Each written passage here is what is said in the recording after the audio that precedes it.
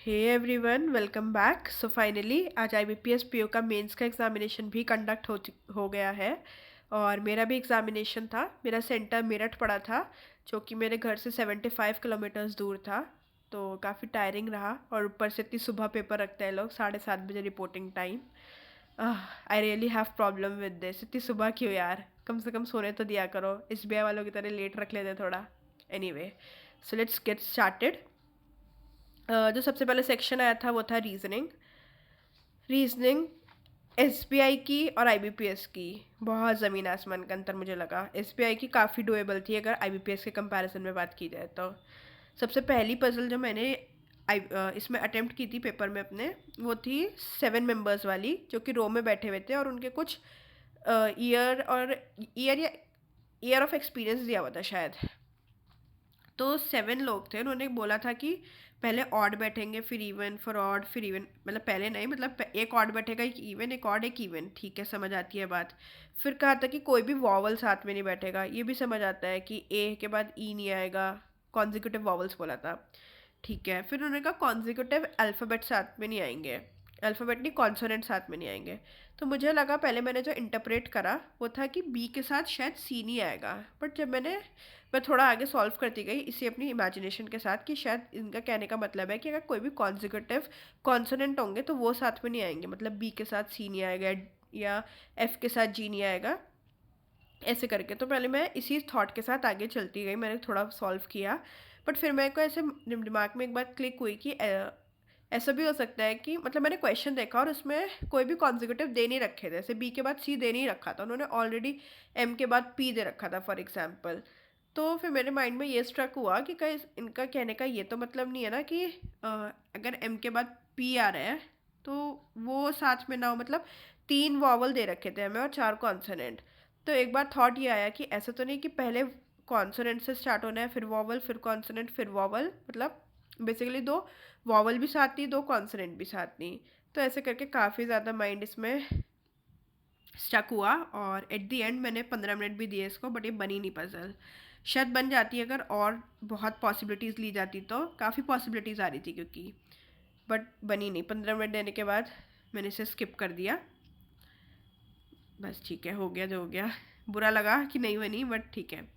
उसके बाद मैंने जो क्वेश्चन अटेम्प्ट किया वो था मशीन इनपुट। मशीन इनपुट काफ़ी ज़्यादा सिंपल था। 4 क्वेश्चंस थे इसके और 4 ही मार्क्स के थे। लॉजिक क्या था, नंबर और अल्फ़ाबेट दोनों की मिक्स्ड सीरीज़ थी।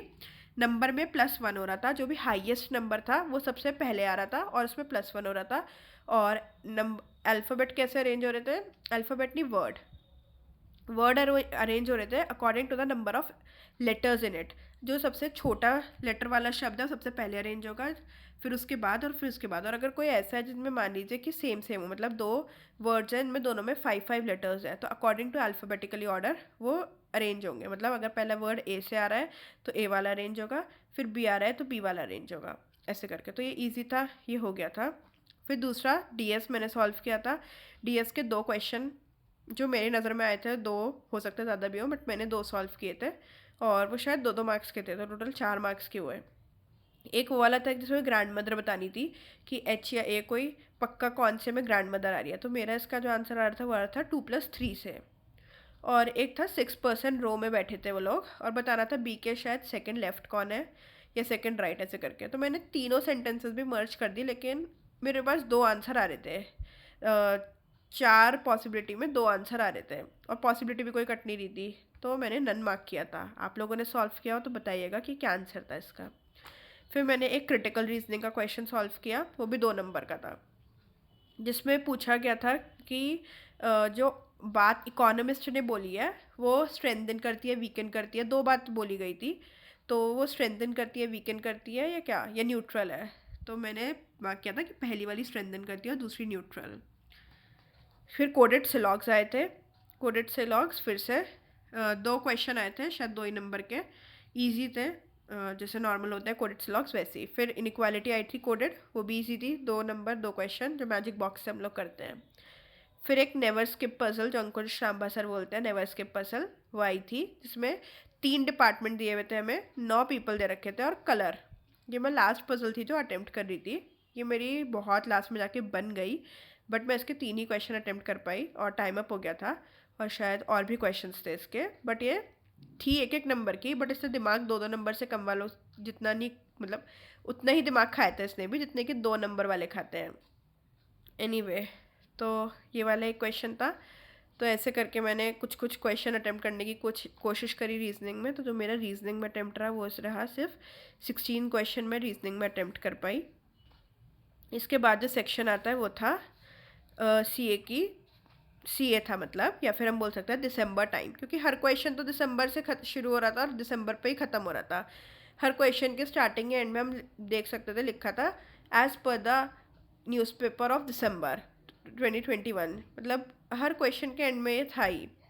और वो भी नहीं समझ आया कि दिसंबर में से एग्जैक्टली था तो था कहाँ से। काफ़ी परेशान किया। जैसे लास्ट ईयर बोला गया था कि IBPS PO में जीके के क्वेश्चन काफ़ी डायरेक्ट देखने को मिले थे और बच्चों के काफ़ी अच्छे अटैम्प्ट्स रहे थे, लेकिन इस बार ऐसा नहीं है। मेरे जो अटैम्प्ट्स रहे हैं वो रहे हैं 20 सेक्शन में, जिनमें से 4-5 गलत भी हो गए हैं। और अभी मैं आंसर ढूंढ ही रही हूँ, मिले नहीं है मुझे। आपको मिले तो बताइएगा मुझे। स्पेशली एक वो वाला जो जेम्स वेब टेलीस्कोप वाला था, उसका मैंने पढ़ा था कि 1.5 मिलियन किलोमीटर दूर है वो अर्थ की सरफेस से, लेकिन ऐसा ऑप्शन था नहीं वहाँ कोई। तो मैंने तो 1500 वाला जो था वही मार्क किया था। तो एक वो, और भी काफ़ी 2-3 शायद मिल ही जाएंगे at the end of the day. तो मैंने 20 अटैम्प्ट किए, 4-5 हो सकता है शायद गलत हो जाएंगे। तो ये था जीए का, जो कि पूरा दिसंबर पे बेस्ड था। अगर हम दिसंबर को हटा दें तो 2-4 क्वेश्चन इधर उधर से थे। तो 2014 से भी रिलेटेड क्वेश्चन था, जनरल क्वेश्चन भी काफ़ी थे। जैसे इस वक्त विंटर सेशन चल रहा था पार्लियामेंट में, तो वही पूछा गया था कि कितने सेशंस होते हैं, ऐसे 3 होते हैं। तो और बजट आने वाला है अभी, तो यही पूछा था कि सबसे पहली बार फरवरी के महीने में बजट कौन से साल में आया था। तो काफ़ी जनरल क्वेश्चन पूछे थे। स्टैंड अप स्कीम पूछा गया था कि कितने साल तक की इसकी रीपे की डेडलाइन है। तो जनरल क्वेश्चन भी काफ़ी थे और मैक्सिमम क्वेश्चन हमें दिसंबर से देखने के लिए मिले थे जीए में। उसके बाद बात करते हैं इंग्लिश की। सीए अगर मैं एसबीआई के कंपैरिजन में बोलूँ तो इक्विवेलेंट थी, फिर भी आईबीपीएस की थोड़ी सी, बहुत ही ना के बराबर, उससे थोड़ी सी आसान थी एसबीआई, क्योंकि एसबीआई के ऑप्शन ऐसे थे कि उन्होंने काफ़ी ज़्यादा हमें परेशान किया था, बट इन्होंने इतने कंफ्यूजिंग ऑप्शन नहीं डाले हुए थे। सिर्फ एक ही था वो मल्टीपल वाला, जिसमें 2-3 आंसर हो सकते थे, ऐसा सिर्फ एक ही क्वेश्चन था। तो ये थोड़ी सी उससे आसान है बट है नहीं, दोनों का लेवल सेम ही था। और रीजनिंग एसबीआई की ज़्यादा इजी थी, उसमें एटलीस्ट 2 पॉसिबिलिटी लेकर क्वेश्चन सॉल्व हो रहे थे, लेकिन आईबीपीएस में नहीं हो रहा था, मुझसे तो नहीं हुआ एटलीस्ट। तो मेरे लिए तो इसकी रीजनिंग ज़्यादा डिफ़िकल्ट थी as compare to SBI. Next हम बात करते हैं इंग्लिश। इंग्लिश वॉज डुएबल, जब तक नंबर नहीं आते तब तक इंग्लिश हमेशा ही आसान लगती है, फिर मार्क्स आते हैं तो दुख अलग होता है। एनीवे, तो इंग्लिश में 2 आरसीज आए थे, इजी थे, छोटे छोटे से, ज़्यादा बड़े नहीं थे, ठीक थे, पढ़ के भी अच्छा लगा, बोरिंग नहीं थे। फिर थे सबसे पहले जो क्वेश्चन खुले थे उनमें हमें मीनिंग एक्सप्लेन करना था, बोल्ड में एक सेंटेंस दे रखा था और 4 ऑप्शन और 5वां नन ऑफ दीज दिया हुआ था कि जो वर्ड है, मतलब जो ऊपर लाइन दे रखी है स्टेटमेंट, उसका मीनिंग एक्सप्लेन करना है। तो ये 5 क्वेश्चन आए थे 10 मार्क्स के, सिर्फ रीडिंग स्किल्स पे बेस्ड थे, तो अच्छे थे, इजी क्वेश्चन थे, ज़्यादा डिफ़िकल्ट नहीं थे।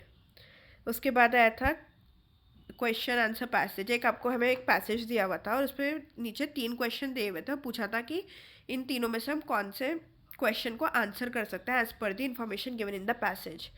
तो इसके भी 2 से 3 या 3 से 4 क्वेश्चंस थे, क्योंकि मिक्स्ड दे रखे थे, मतलब पहले 2 क्वेश्चन दे रखे थे, फिर बीच में एक और क्वेश्चन डाला हुआ था, तो एग्जैक्टली नहीं पता कि कितने क्वेश्चन थे, 3 से 4 क्वेश्चन थे। बट उसके बाद एक पूरा पैसेज दिया हुआ था और उसमें फ्रेजेस को रिप्लेस करवाया था।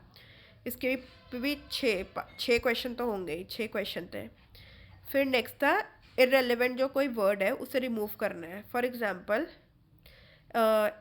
एक दे रखा था एनोनिमस नहीं, पता नहीं क्या था वो वर्ड तो ठीक था, बट स्ट्रेंज का ही कोई सिनोनियम लिखा था, मैं भूल गई, ए से था कुछ, पता नहीं क्या था, अचानक से दिमाग से स्किप हो गया, अभी तो याद था। तो स्ट्रेंज वहाँ पे गलत था वर्ड, वो रिमूव करना था। या फिर ऐसे दे रखा था सेवरल गवर्नमेंट्स या सेवरल मिनिस्टर्स, तो उसमें सेवरल हट सकता था, क्योंकि मिनिस्टर्स तो अपने आप में समझ आ रहा है कि बहुत सारे हैं, तो सेवरल लिखना रिलक्टेंट है, वहाँ पे ज़रूरत नहीं है, अगर हम ना भी लिखें तो भी चल जाएगा। तो ऐसे करके 4-5 क्वेश्चन इस पे थे। एक और क्वेश्चन था डॉक्टर्स वाला, टीम ऑफ डॉक्टर्स ऐसे करके कुछ था। तो उसमें तो मुझे समझ ही नहीं आया कि कौन सा वाला हटाना है, क्योंकि मैंने उसे इंस्ट्रक्शन ध्यान से पढ़ा था। उन्होंने कहा था कि अगर जब हम वर्ड हटा देंगे उसके बाद सेंटेंस एकदम मीनिंगफुल होना चाहिए। तो अगर हम टीम ऑफ डॉक्टर्स हटा देंगे, टीम हटा देते फॉर एन एग्जाम्पल, क्या पता नहीं क्या ट्रूप्स ऑफ डॉक्टर ऐसे करके कुछ था, तो उसमें मुझे कोई भी वो नहीं मिला था, तो उसको मैंने नन ऑफ दीज मार्क किया था। आप बताइएगा अगर आपको याद हो कि आपने क्या मार्क किया था। तो एक ये था रिलेवेंट वर्ड रिमूव करना था। फिर एक पैटर्न था वर्ड रीअरेंज करना था, वही जैसे हम नॉर्मल सेंटेंस में वर्ड स्वैप करते हैं, तो वही वर्ड स्वैप करना था। स्वैप नहीं था, रीअरेंज ही था, वर्ड को रीअरेंज करना था। और उसके सेकंड पार्ट में पूछा गया था, मतलब 2 पार्ट दे रखे थे, ए पार्ट और बी पार्ट। ए पार्ट में भी वर्ड्स को रीअरेंज करना था, बी पार्ट में भी वर्ड्स को अरेंज करना था, फिर दोनों को कनेक्टर की मदद से जोड़ना था। तो पूछा क्या था कि कौन कौन से कनेक्टर आ सकते हैं। तो ऐसे करके 2 क्वेश्चन इसके दे रखे थे, इस तरीके के 2 क्वेश्चन थे, और दोनों में 2-2 पार्ट, एक में तो रीअरेंज का, दूसरे का कनेक्टर। तो ऐसे करके टोटल 4 क्वेश्चन आए थे हमारे इसके। तो इंग्लिश ठीक था, इजी था, हो गया था, तो मैंने इसमें 34 किए थे। नेक्स्ट हम बात करते हैं मैथ्स की। मैथ्स में मैंने इतना ही अटेम्प्ट किया, और आए तो काफ़ी सारे क्वेश्चन से। SBI से काफ़ी आसान थी मैथ्स, काफ़ी ज़्यादा। 2 पाई चार्ट मतलब पाई चार्ट का क्वेश्चन एक ही था, बट उसमें चार्ट 2 दे रखे थे, एक टोटल स्टूडेंट्स वाले, एक बॉयज़ वाला। तो वो सॉल्व किया था मैंने, इजी था, हो गया था। और इसमें जो वैल्यू आ रही थी वो आ रही थी 45% आ रही थी, 10% आ रही थी, और शायद 25% दोनों में इस तरफ आ रही थी, जो बॉयज़ की थी और द टोटल जो थी। तो इस पे क्वेश्चन था, 2-2 मार्क्स की DI थी, इजी थी। नंबर सीरीज़ थी, एक सीरीज़ में मिसिंग फाइंड करना था, एक में रॉन्ग फाइंड करना था। दोनों का ही लॉजिक प्राइम नंबर के वो स्क्वायर का था, मतलब पहले का तो प्राइम नंबर का स्क्वायर ही था, दूसरे में जिसमें रॉन्ग निकालनी थी उसमें भी स्क्वायर था। प्राइम नंबर का था या नहीं ये मुझे याद नहीं आ रहा अभी, लेकिन स्क्वायर तो था, इतना तो कंफर्म है। तो नंबर सीरीज़ के 2 क्वेश्चन थे 4 मार्क्स के। फिर तीसरी जो DI मैंने सॉल्व करी वो थी डिस्टेंस टाइम क्रैशेस वाली, जो दे रखी थी, 1 मार्क्स की DI, 1 मार्क की DI थी वो, और वो ईजी थी। दिखने में लग सकता था कि थोड़ी सी हो सकता है डिफ़िकल्ट हो, बट अगर उसे रीड करेंगे तो वो ईजी थी। तो एक वो मैंने अटेम्प्ट करी थी, और ऐसे करके मैंने टोटल 12 ही क्वेश्चन मैथ्स में अटेम्प्ट करे। एक और क्वेश्चन मैंने लास्ट में सॉल्व किया था, जिसमें क्वाड्रेटिक इक्वेशन दे रखी थी और उससे कुछ z की वैल्यू निकालनी थी। तो मैंने क्वाड्रेटिक इक्वेशन तो सॉल्व कर दी, लेकिन जब मैं z की वैल्यू निकाल रही थी तो मुझे समझ ही नहीं आया कि उसे कैसे जस्टिफाई करना है, इस इक्वेशन को, मतलब क्या कैसे आंसर निकालना है। और एक और क्वेश्चन था मिल्क वाटर का अर्थमेटिक प्रॉब्लम पे, मैंने वो भी सॉल्व किया था और उसका आंसर मेरा 150 आया था। आपने किया हो तो आप भी बताइएगा कि आपका क्या आया था। तो ये था मैथ्स का। फाइनली डिस्क्रिप्टिव का जो था, मैंने जो अटेम्प्ट किया वो था लेटर